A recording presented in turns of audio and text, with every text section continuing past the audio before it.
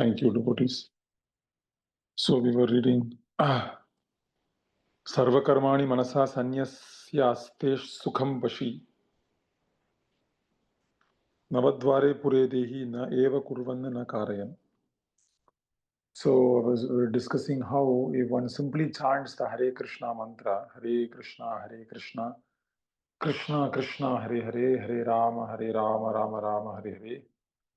So by doing so, one comes to the stage of realizing the position of Krishna.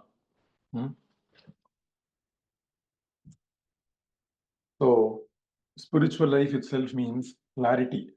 Material life means abstractness. Not having a clear idea of who I am is the symptom of material life, which is why I'm distracted.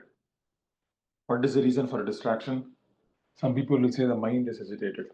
But why is the mind agitated?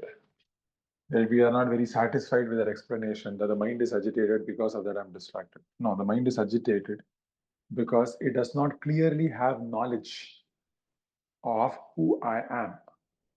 And it doesn't clearly have knowledge about what's my nature.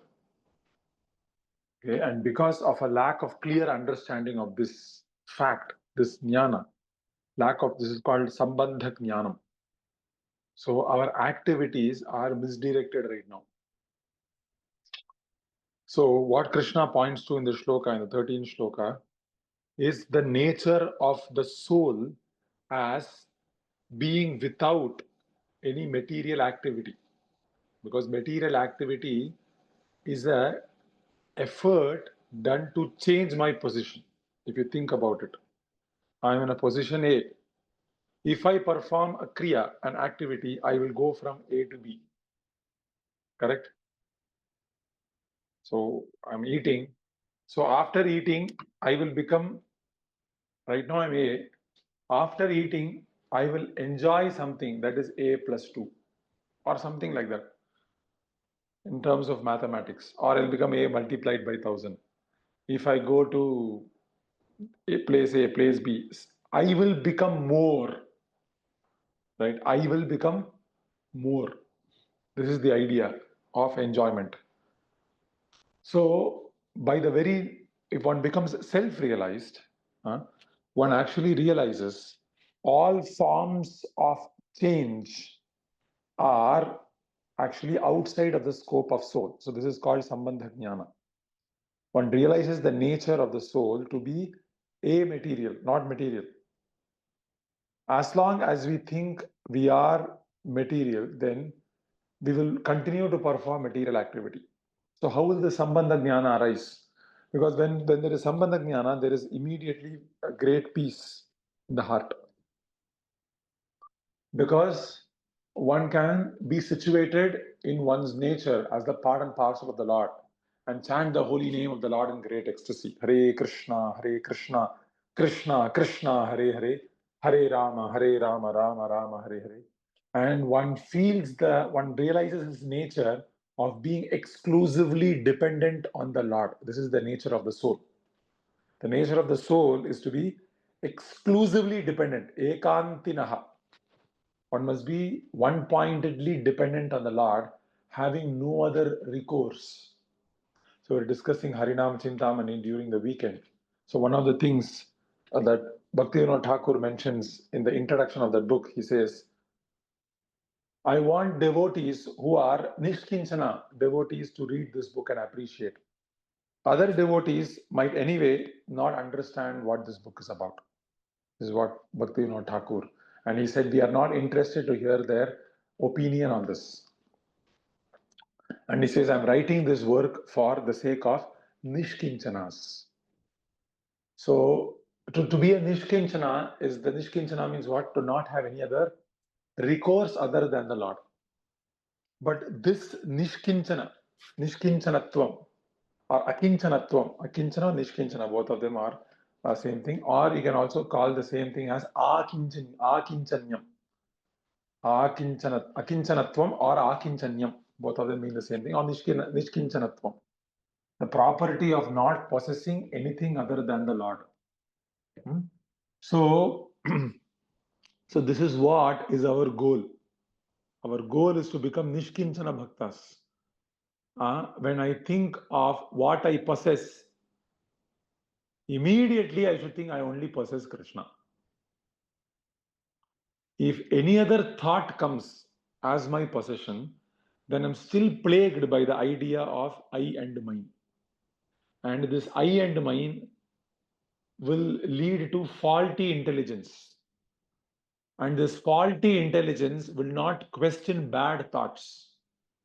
And these bad thoughts will lead to bad actions. This is how our material world is going from one janma. Material journey is going from birth after birth because of our faulty intelligence that unquestioningly allows all our illicit thoughts to get away and sanctions them as being very pleasing to one's own benefit, while the viparyayam, or while the opposite, is actually true. So the only way one can give this up, is by realizing one's exclusive dependence on one's own Lord. My Lord, so whoever is your Lord is dependent on you, right? Your spiritual master can be your Lord, or your Chaitanya Mahaprabhu is your Lord. Whoever that is based, that's more very personal. Or you say Narasimha Dev is my Lord. But of course, everyone has to say my spiritual master is my Lord. It's very difficult to go to the Lord without the spiritual master. But at different stages, if one has not found a spiritual master, then one can even have Krishna as my Lord, and then Krishna will help one find one's spiritual master. Spiritual master is where you can surrender. This is called a spiritual master, where I don't need to debate. I'm completely convinced what he says is truth. I completely accept. Sarvam yetad ritam manye yanvam vadasi keshava. Krishna, Arjuna is telling. Sarvam yetad. Krishna is not, Arjuna is not debating. What you are saying, let me analyze. Sarvam yetad. Whatever you are saying, ritam. Ritam means what? This is true. Manye, yanmam vadasi Keshava. Hey Keshava, yanmam vadasi. Whatever you are saying, sarvam yetad ritam. I accept everything in toto. Not that I only accept sarvadharma, sorry, karmanye vadikaraste ma phaleshu kadachana, do your duty. No, not like that. So we have to accept Krishna's instruction. If you do not accept Krishna's instruction, if you do not have this parashraddha, yes, Shastra is true. Parastasmat bhavo vyaktat vyaktat sanatanaha. The spiritual world is true. So this shraddha must arise in one's heart. And this shraddha will lead to Sambandha Jnana. So the reason I'm mentioning this is, this result of the Sambandha Jnana is that one actually realizes that he is not the only doer. One will actually be able to see his body as an outsider. One will be able to see this whole world as external to the soul. I have nothing to do with this world. I have everything to do with the Lord. When will this happen? When you see that this connection, this sangha means what?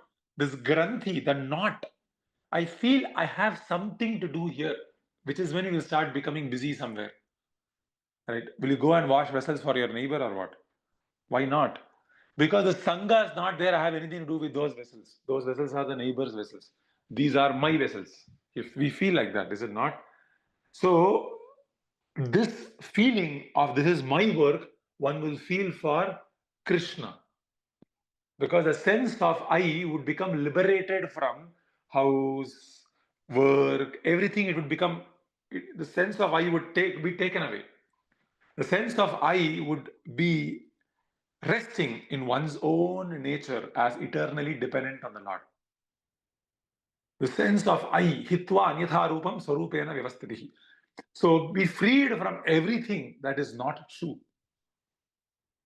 Okay, so when the Sambandha Jnana is present, when the Sambandha Jnana comes, then there is Nishkinchanatvam or Akinchanyam, right? As once one One is very close, one feels very close to the Lord.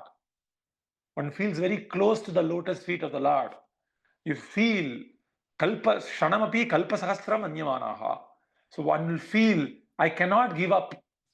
I forgot you for a few minutes, Krishna, please forgive me. Krishna, I forgot to remember you for a few minutes, please forgive me. This is called asaktihi, ruchihi. Right? Sorry, I forgot you. I'm not remembering you intensely. So we see many of the Vaishnava bhajans, they are crying like this. I don't have any devotion. Why do they say like that? I don't have any devotion. Because they feel, because they do not remember Krishna as intensely as he deserves to be remembered, because I'm not remembering him with so much intensity, because of that, maybe I don't have devotion, or else this person is worthy of so much intensity. Now, how am I eating? So how am I honoring this person? How am I respecting this person? How am I worshipping him? Right? So I don't have much devotion. I don't have much bhakti.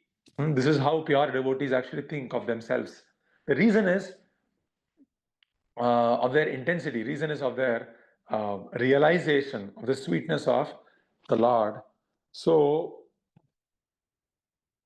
one must be situated in the Sambandha Jnana by the association of a pure devotee.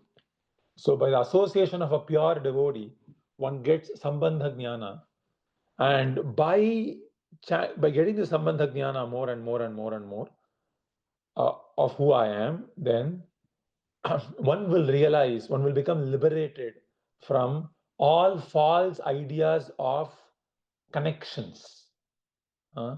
All false ideas. Actually, I have nothing to do with anything here. I'm actually a pure spirit.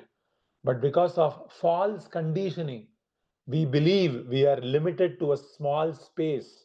I believe I'm limited to a small house. I believe I'm limited to a small career, limited to a small family, limited to this nationality, limited to this country, state.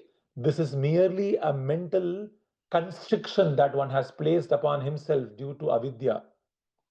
So upon having the Sambandha Jnana, this false illusion of where one thinks of himself as being a part of a very narrow entity becomes dislodged, right? Because it's merely an imagination. We just think I'm a spirit, pure spirit soul, but I imagine I'm a part of this, I'm a part of that, sarva upadi. So many upadi, so many designations.